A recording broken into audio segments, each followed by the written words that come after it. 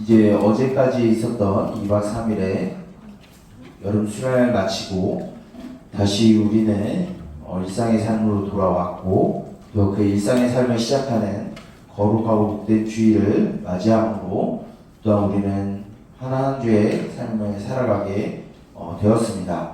여러분들 일주일 그리고 수련에 있었던 친구들 은혜 많이 받았어요?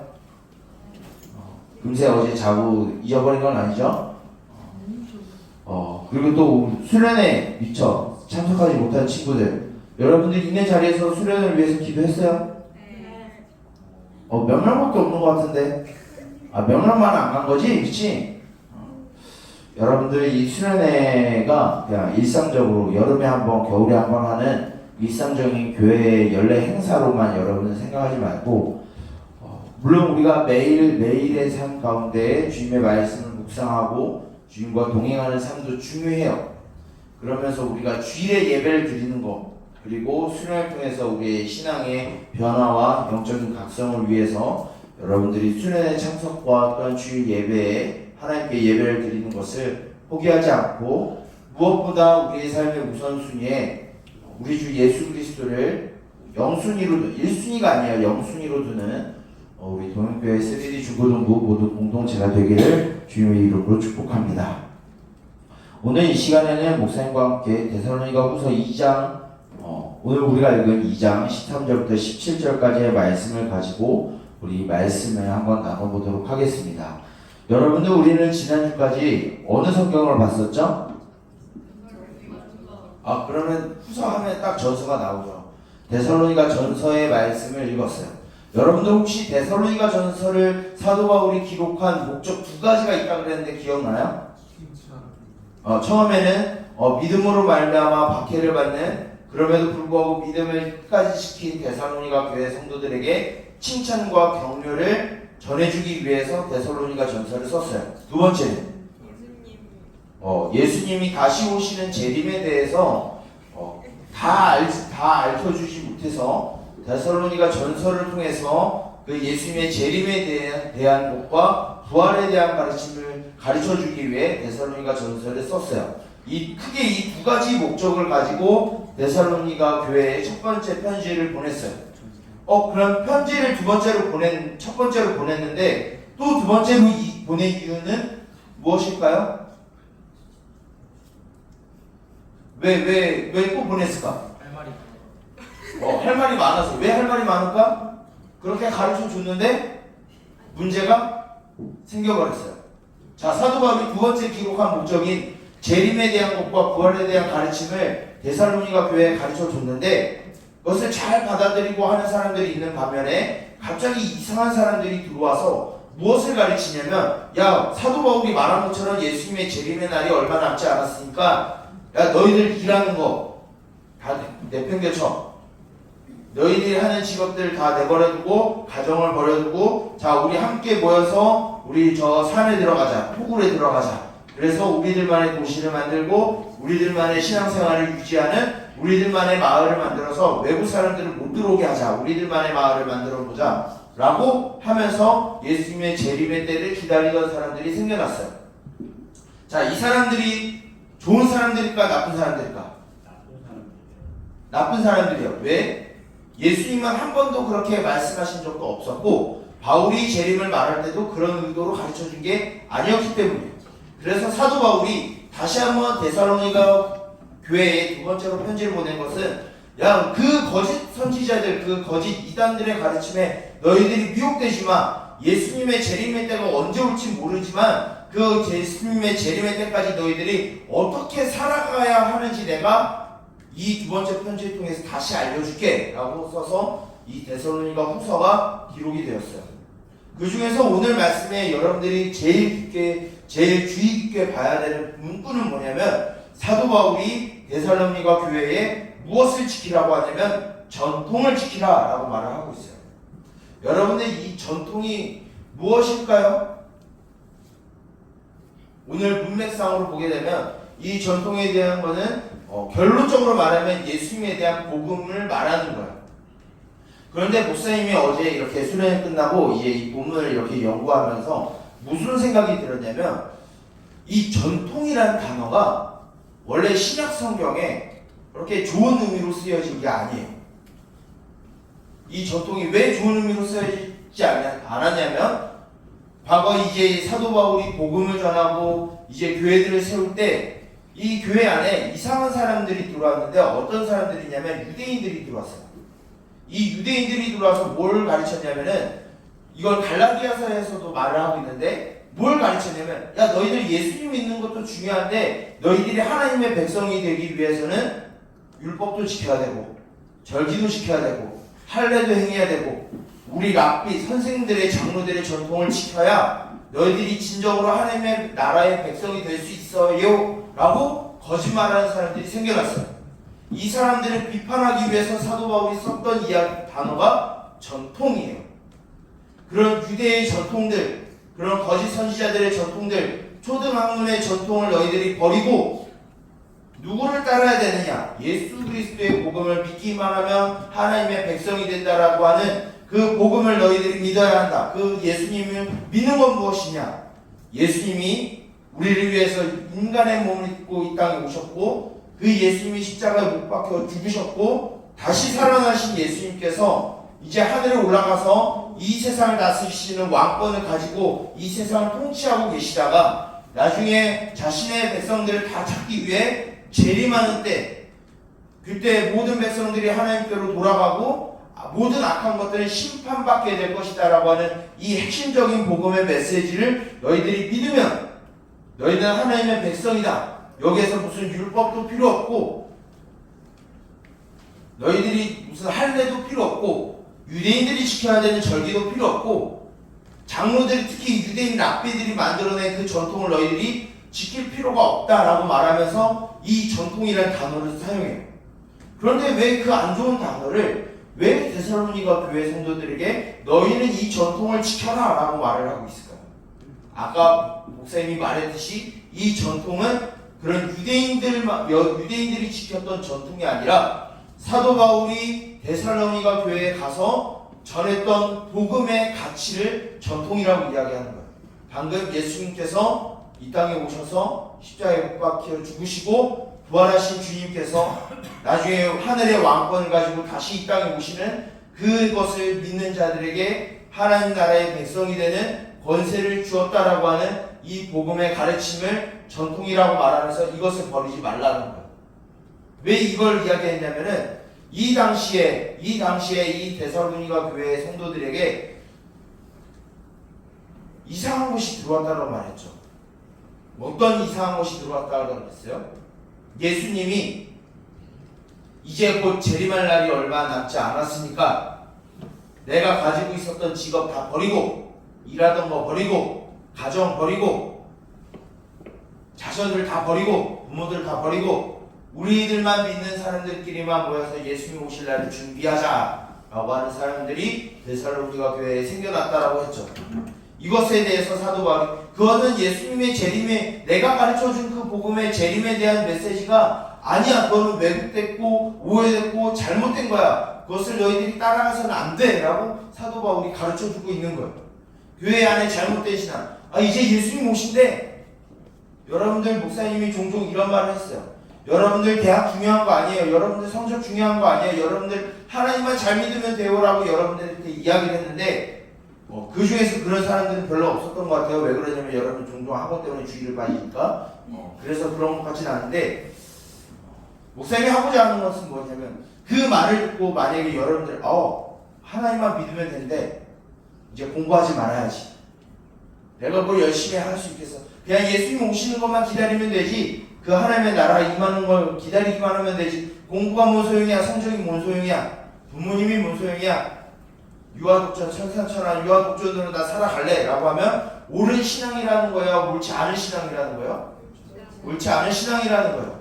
수련 때 목사님이 수련에 안 온 친구들도 있겠지만 좀 자세하게 설명하면 수련에 온 친구들은 알 거예요. 하나님이 우리에게 성령을 통해서 예수님을 믿게 하신 우리들에게 무엇을 더 주셨다 그랬죠? 은사를 주셨다 그랬어요. 주신 은사를 갖고 우리가 꽁꽁 그 달란트 1달란트 받은 그 하인처럼 그것을 그냥 꽁냥꽁냥 갖고만 있으면 돼요? 안 돼요? 그것을 발전시키고 개발시키고 확장시켜서 하나님의 나라를 위해서 사용해야 하는 것이다라고 수련회 때 이야기를 했어요. 그런데 똑같이 근데 그것만 갖고 있고 아무것도 안 하고 가만히 있으면 뭐라는 거야? 하나님 앞에 죄라는 거예요. 똑같이 예수님이 재림하신 그날을 기다리면서 내가 아무것도 안 하면은 뭐라는 거예요? 그건 재림에 대한 바른 신앙이 아니라는 거예요. 사도 바울이 이 이후에 데살로니가후서 맨 마지막에 뭐라고 되어 있냐면 일하지 않는 자 먹지도 말라라고 되어 있어요. 그건 뭐예요? 이 일은 그냥 단순히 나가서 막노동하라는 그 노동의 그 의미가 아니라 하나님 나라의 백성으로서 하나님의 자녀로서 맡은 일에 대해서 주신 직분과 직업에 대해서 열심히 하지 않으면 너희는 이 땅에서 하나님이 받을 은혜를 누릴 자격이 없다라는 거예요. 하나님은 그냥 하늘 위에 것만 여러분들에게 가르치지 않아요. 땅에 있는 것만 가르치지 않아요. 하늘에 있는 것과 땅에 있는 것이 하나가 되는 것을 가르쳐줘요. 그것은 무엇이냐면 예수님은 반드시 이 땅에 오신다라고 말했어요. 왜? 그때는 아무도 알 수 없기 때문에 항상 준비해야 되는데 어떻게 준비해야 되느냐? 여러분들이 살아가는 학교에서 열심히 공부해야 돼요. 여러분들이 꿈으로 삼고 있는 여러분들이 목표로 내가 하고 싶어하는 그 일에 대해서 여러분들이 최선을 다해서 최고의 모습을 하나님께 보여야 돼요. 그렇지 않으면 하나님은 이 땅에서 사도 바울이 심각하게 얘기했어요. 왜 그러냐면 일하지 않는 거예요. 예수님의 재림의 때가 온다 그러고 일을 하지 않는 거예요. 다 내팽개쳤어요. 다 토굴에 들어가고 산에 들어가서 아무것도 안 해요. 일도 안 하고 사람들을 마주치지도 않고 관계도 안 쌓아요. 그러니까 사도 바울이 말하기에 너희들 하나님의 백성으로서 일하지 않으면 하나님께서 너희에게 주시는 은혜를 너희가 누릴 자격이 없다라고 말하면서 일하지 않는 자 먹지도 말라라고 이야기를 한 거예요. 그래서 여러분들에게 말하고자 하는 것은 우리가 지켜야 되는 믿음의 전통은 우리가 성경에 나와 있는 그런 종교적인 그 모든 것들을 행하라는 의미가 아니에요. 예수님이 다시 오실 것을 우리가 믿으면은 우리를 위해서 이 땅에서 오셔서 죽으시고 부활하신 주님께서 우리를 찾기 위해 다시 오시는 그날을 여러분들이 믿으면은 뭘 해야 하냐면 여러분들이 자녀로서 맡겨진 일 최선을 다해야 돼요. 학교를 다니는 학생이라면 여러분들은 학생으로서의 최선의 모습을 보여줘야 돼요. 그렇다고 목사님이 최선의 모습을 보여주라고 했으니까 이제 시험기간 때 학원가 그걸 말하는 게 아니에요. 여러분들이 학생으로서 해야 되는 최선의 모습, 최고의 과정을 하나님께 보이라는 거예요. 여러분들 피 터지게 공부해야 돼요. 왜요? 여러분 성공이 아니라 예수님이 다시 오실 날에 여러분들에게 맡겨진 그 달란트를 결산하실 때가 올 거거든요. 그때 여러분들 뭐라고 말할 거예요? 저는 예수님 기다리느라고 그냥 이렇게 성경만 읽고 기도하고 찬양만 했어요 라고 하면 하나님 기뻐하실까요? 너 그것만 했니? 라고 해요. 너 내가 너한테 은사 줬잖아. 재능 줬잖아. 사람들 붙여줬잖아. 그 사람들한테 나 전했니? 보여줬니? 물어보실 거예요. 그때 여러분들 뭐라고 대답하실 거예요? 저는 그냥 나만 신앙생활 열심히 했는데요. 그럼 하나님은 여러분들에게 천국으로 가는 문을 딱 들어맞고 너희 지옥 가 이러실 분은 아니겠지만 엄청 뭘 하실 거예요. 물론 미래에 대해서 목사님이 이럴 것이다 라고 추측하는 것이지 확실한 건 아니지만 아마도 하나님은 그런 신앙의 모습을 갖고 있는 우리들을 보면서 너 잘못 살았네? 너 내가 준 거 갖고 잘못 살았네? 믿음의 전통을 너희는 안 지키고 살았네? 왜 그랬어? 라고 여러분들에게 결산하실 거예요. 여러분들 하나님은 사랑의 하나님 맞아요. 긍휼의 하나님 맞아요. 그런데 하나님은 결산하시는 분이에요. 계산을 너무나 철저하게 하시는 분이에요. 하나님이 여러분들이 주신 것만큼 여러분들이 하는 것을 하나님이 원하세요. 여러분들에게 어떤 일을 주셨어요. 그 일에 대해서 여러분들이 하나님 보시기에 합당한 일을 해야 돼요. 공부면 공부에 대한 최선의 모습을 하나님께 보여야 돼요. 단 주님을 예배하는 모습 안에서 부모님 안에서 여러분들이 자녀로서 부모님에게 나는 예수님을 믿는다라는 그 모습을 보여야 돼요. 어떻게? 엄마가 설거지하기 전에 먼저 설거지통에 가서 설거지를 하세요. 좀 어른처럼 이야기하겠지만 여러분 밥도 좀 해보고요. 엄마한테 밥 좀 해드리고요. 좀 엄마가 조금 왜 이렇게 했어? 라고 말을 들을지언정 부모님에게 무언가를 조금이라도 할 수 있는 그런 믿음의 모습을 여러분들이 보여야 돼요. 굉장히 실제적인 거예요. 믿음은 굉장히 허구가 아니에요. 그냥 밖에 떠다니는 추상적인 게 아니라 굉장히 현실적이에요. 여러분들이 예수님을 믿고 그 믿음을 지키는 전통을 지키기 위해서는 그냥 단순히 골방에 들어가서 성경만 보고 기도만 하고 찬양만 듣고 끝나는 그런 신앙이 아니라 그것과 함께 여러분들이 학생으로서의 살아가는 그 자리에서 열심히 공부해야 돼요. 목사님이 계속 이야기하지만 공부도 하나님께 드리는 예배예요. 부모님의 마음을 시원케 하는 것도 여러분들 예배예요. 쉬는 날에 여러분 방이라도 좀 청소를 하세요. 그리고 엄마가 아빠가 밤늦게 와서 일하고 왔으면 어깨 좀 주물러 드리고 설거지도 좀 하고 이렇게 하면은 여러분들 목사님 꼰대다. 꼰대 맞아요.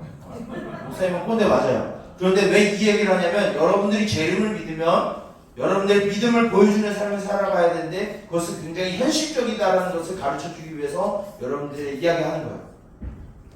사도 바울이 잘못된 재림의 신앙을 갖고 있었던 데살로니가 교회의 성도들에게 너희들이 믿음의 전통을 지키면서 너희들에게 맡겨진 일에 최선을 다하고 최고의 모습을 보이라고 한 것처럼 오늘 우리를 읽은 이 말씀대로 우리가 예수님을 믿는다라고 하면 그냥 추상적으로 나 예수님 믿어 하고 끝나는 게 아니라 우리의 삶의 모습 전체에서 그 믿음의 전통을 지키는 우리의 언어가 나와야 되고 우리의 행동이 나와야 되는데 그 자리가 어디냐? 여러분들이 학교, 학원, 친구들 그리고 가정에서 여러분들이 그런 모습을 보여야 한다는 거예요.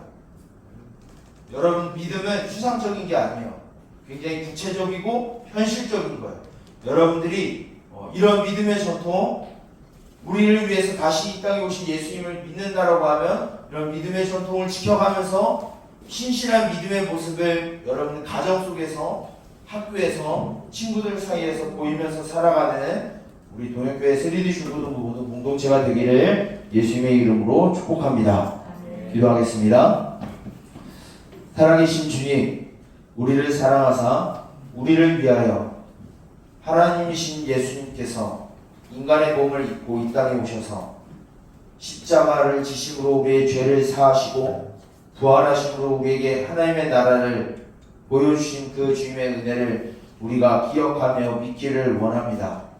그러나 그것만 붙잡고 아무것도 하지 않고 살아가는 것이 아니라 예수님께서 다시 왕권을 가지고 이 땅에 우리를 찾으러 오실 그때까지 우리에게 맡겨진 직분과 이 땅에서 살아가야 되는 우리의 직책들을 잊지 않고 주님 앞에서 최선을 다하여 최고의 모습을 보이는 삶으로 살아가게 하여 주시옵소서. 예수님을 믿는다는 미명 안에 우리가 게으르고 나태하지 않게 하여 주시고 말로는 예수님을 믿는다라고 말하지만 주님으로부터 마음이 떠난 상태로 살아가지 않게 우리를 성령으로 붙잡아 주시옵소서. 이제 수련을 마치고 또한 주일 예배를 마치고 일상의 삶으로 다시 돌아갑니다. 그 안에서 우리가 예수 그리스도를 믿는 자의 삶을 살아가게 하여 주시고 우리의 학교에서 학원에서 친구들 사이에서 그리고 가정 속에서 예수 그리스도의 재림을 믿는 자로서 거룩한 믿음의 전통을 지키며 예수 그리스도를 믿는 모습이 우리 가운데 있게 해주시고 우리를 통하여 예수님이 나타나게 하여 주시옵소서. 이 모든 것을 예수님의 이름으로 기도드립니다. 아멘.